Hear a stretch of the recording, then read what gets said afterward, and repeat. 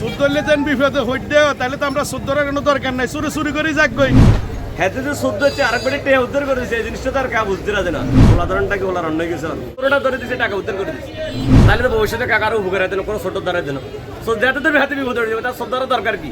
বাজারে প্রায় অনেক সময় এই ধরনের ঘটনাগুলো ঘটে। সেটা হলো ওই মহিলাটা, তো ওই মহিলাটাই ধরছে, ঠিক আছে। তো আমরা সবাই আসছিল, এখানে অনেক মানুষ আসছিল। ওই মহিলা ধরার পরে দিয়ে ওই মহিলারা জিজ্ঞাসা করছে, ওই মহিলা কয় নাই নাই। যখন ওই কিছু মানুষে ধমক টমক দিছে, শিয়ারের কাছে এর কাছে টাকা আছে, টাকাটা বাইর করে দিয়ে দিচ্ছে। 8,000 টাকা নিয়ে গেছে মহিলার থেকে। আমরা এখানে ছিলাম। নাউনি বাজারে মহিলা চোরের অত্যাচার অনেকটা বেশি। আমার দোকানে গত 6 মাসে না হলেও 10 জন মহিলার ব্যাগ চুরি হয়েছে।